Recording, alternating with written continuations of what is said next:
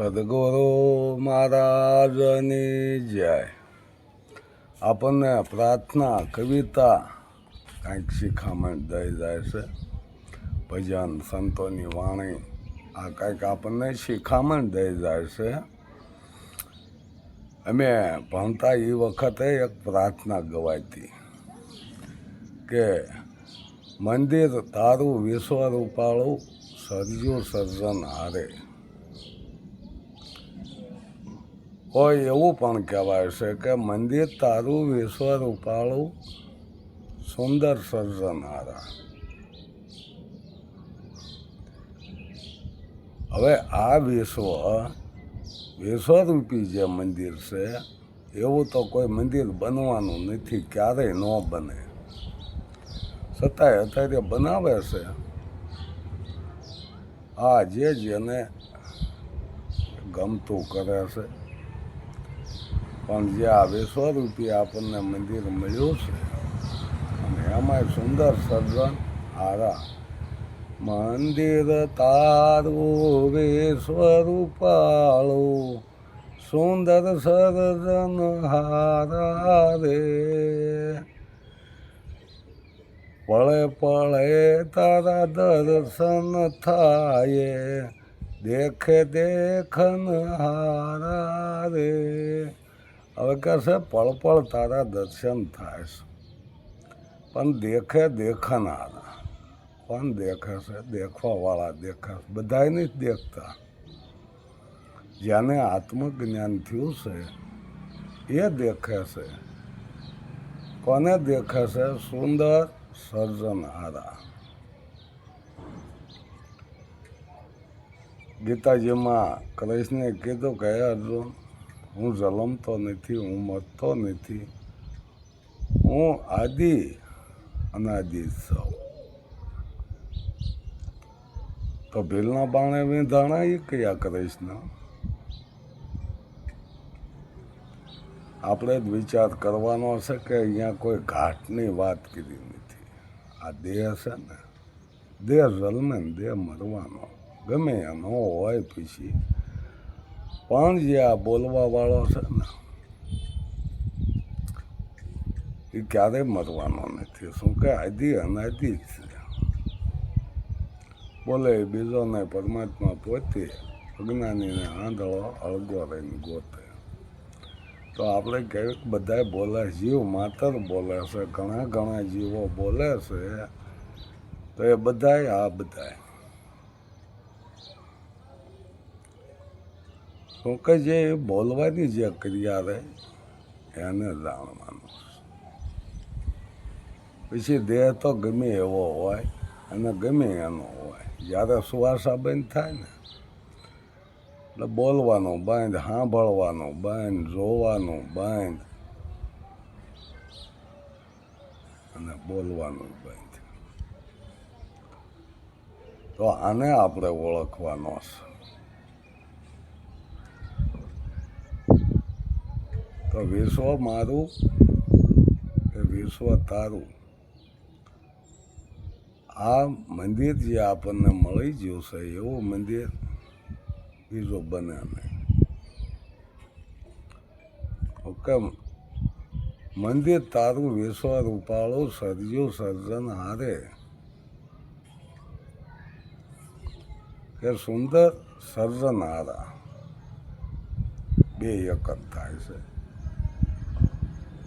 પણ આપણને જો આ વાતનો કોઈ તાર મળી જાય,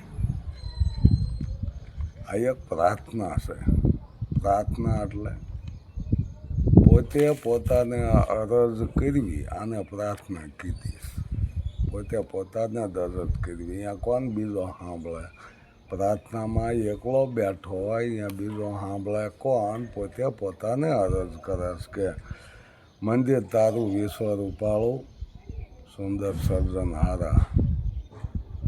પળ પળ તારા દર્શન થાય, દેખે દેખન હારા. પળ પળ એટલે વારે વારે વારે વારે દર્શન થાય એટલે અખંડ દર્શન જેને કહેવાય કે જોઈને દર્શન થાય એવા નહીં. આંખો વીસીને જે દર્શન થાય છે, આપણે આંખથી જોઈ છે ને, એ તો બધી માયા છે. સંતો સમજાવે છે કે આ દેખાય એ બધી માયા છે, તો પછી માયાની પૂજા કરવાની, માયાના દર્શન કરવાના છે કે આ તો આંખ વિશે અંતરની આંખ, જેને આપણે દિવ્ય દ્રષ્ટિ કહેવી છીએ, જેને આત્મજ્ઞાન કહેવી છીએ, જેને આત્મજ્ઞાન થઈ ગયું છે, એ આંખ વિશે ઉગાડે તોય છતાંય દેખાય છે. એટલે કીધું કે પળ પળ તારા દર્શન થાય, પળે પળે દર્શન થાય છે. આ દેખે કોઈ દેખન હારા, નહીં પૂંજારી નહીં કોઈ દેવા, નહીં મંદિરના તાળા. વાહ! આપણે દરેક મંદિરે જુઓ તો પૂંજારીઓ અહીંયા દેવ હોય છે અને મંદિરના તાળાએ લાગી જાય છે. તો વિશ્વાસ કોનો કરવાનો? જો પૂંજારી તાળા મારી દેતા હોય તો વિશ્વાસ કોણ કરશે? તો કે પૂંજારી દરરોજ એની હા જવા દે છે એવા હાથથી કરતા હોય છે, છતાંય તાળો મારીને વ્યા જાય છે. તો એ ધ્યાનમાં લઈને આપણે વાત કરવી તો અત્યારે જે આ મંદિર બન્યા છે ને, પથ્થરના મંદિર બનાવ્યા, પથ્થરના ભગવાન, પથ્થર જેવા બધા પૂંજારી કેદ કર્યા ભગવાન. એ ભગવાનને તાળો મારીને બંધ કરીને વ્યા જાય. તો એવા મંદિરની વાત નથી કરી. આ તો એવું મંદિર છે કે નહીં મંદિરના તાળા, તાળાય નહીં, નહીં પૂંજારી નહીં કોઈ દેવા, નહીં મંદિરના તાળા. આવું આ વિશ્વરૂપી મંદિર અને સુંદર સર્જનારા, સુંદર સર્જનારા, પળે પળે દર્શન થાય આવા સર્જનારા. અને કોઈએ પરમાત્મા કીધા છે, કોઈ આત્મા, કોઈએ નિરંજન કીધું છે, કોઈએ એને આદમ કીધું છે, કોઈએ મૂળ નામ, કોઈએ નિજ નામ. આની વાત કીધી છે જે આપણા ધ્યાનમાં નથી આવતું. કેમ નથી આવતું? કે આત્મજ્ઞાન નથી. આત્મજ્ઞાન હોય એટલે આ બધું સમજાઈ જાય છે કે નહીં પૂંજારી નહીં કોઈ દેવા, નહીં મંદિરના તાળા, નીલ ગગનમાં મહિમા ગાતા સાંદો સૂરજ તારા. આ નીલ ગગનમાં એનો મહિમા ગાય છે. કોણ ગાય છે? સાંદો સૂરજ તારા.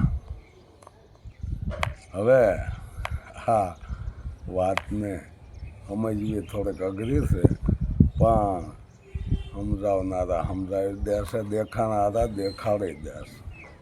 અત્યારે તો આપણે વાક્ય આવીએ છે કે આત્મા દેખાતો નહીં, દેખાતો નથી, પણ તો આ પ્રાર્થના ક્યાં નહીં દેખે દેખાનારા.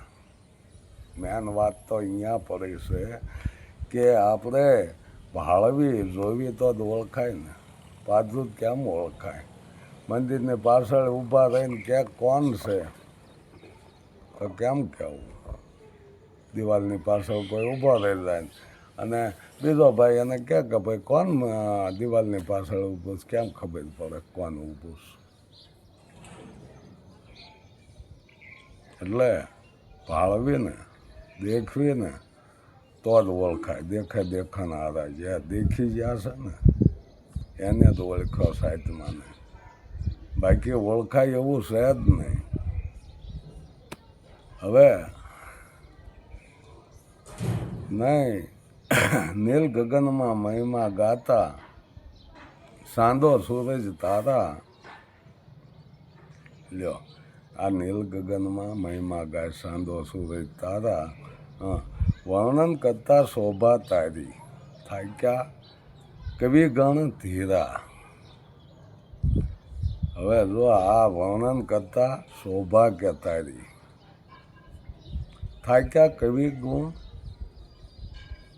ધીરા. હવે આમાં તો બધા થાકી જાય. વેદ થાકે, વાણી થાકે. શિવને શેષ, ગીતા કો ગમ નહીં, એસા ગુરુ કા ઉપદેશ. વર્ણન નથી થાય એવું. કદાચ આ સમુદ્રની સહાય કરો, ધરતીનો કાગળ કરો, વનરાયની કલમ કરો, તોય ગુરુ ગુણ લખ્યો ન જાય. એ પરમાત્માનો ગુણ લખ્યો નથી જાય એવું. ત્યાં બધા થાકી રહ્યા છે. જે આપણા વેદો શાસ્ત્રોએ નેતિ કહી દીધું છે એની વાત કીધી છે. એ આ વિશ્વરૂપી વાલો વિસી રહ્યો છે, સુંદર સર્જનારો છે, પણ દેખનારા કોક જ આને દેખે છે, બધા નથી દેખતા. એટલે તો વાયકા આંકી છે કે ભાઈ આત્મા ઓળખાય. ઓળખવો હોય તો જોવો જોવે પહેલાં. જોયા વિના ઓળખાય નહીં. અનુભવમાં આવે પણ કઈ રીતે આવે? ભાળ્યા વિના. કંઈક જોયું હોય તો આપણે જાણવું. જોયા વિના શું જાણવું? એમ સાંભળ્યું હોય તો સમજવી. આવી વાત છે. તો કે મંદિરમાં તું ક્યાં છુપાણો, શોધે બાળ અધીરા. જે બાળક છે ને એ ગોતે છે, પણ જ્યારે એને મળી જાય છે ને તે અખંડ આનંદ થઈ જાય છે. રક્ષોકની આવે ને એડકી, આઠે પર આનંદ. એને આઠે પર આનંદ થઈ જાય છે. આવી જો સુંદર આપણને પ્રાર્થનાઓ આપી છે.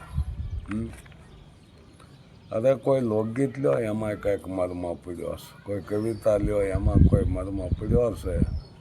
અત્યારે તો આવી કવિતાઓ મૂકી દીધી. પહેલાં કાવ્ય આવતા તોય નરસિંહ મહેતાનું પદ આવતું, મીરાબાઈનું પદ આવતું, આવા કાવ્ય આવતા કે જે પદ આવતા ને એમાંથી આપણને શિખામણ મળતી. એ અત્યારે તો ડાળે પંખી ઝૂલન, આમ ઝૂલન આવી કવિતાઓ મૂકી દીધી છે. પણ પહેલાં તો કાવ્ય એવા આવતા, પદ આવતા, સંતોના જે અનુભવ છે ને એવા પદ આવતા. તો આપણે જરાક ભલે મારે કોઈ એવો રાગ નથી, પણ આ પ્રાર્થના રાગ ગાઉં છું કે મંદિર તારું વિશ્વરૂપાળું, સુંદર સર્જન હારા રે. પળ પળ તારા દર્શન થાય, દેખન હારા રે. મંદિર તારું વિશ્વરૂપાળું, સર્જો સર્જન હારા રે. નહીં પૂજારી નહીં કોઈ દેવા, નહીં મંદિરને તાળા રે. નીલ ગગનમાં મહિમા ગાતા, સાંધો સૂરજ તારા રે.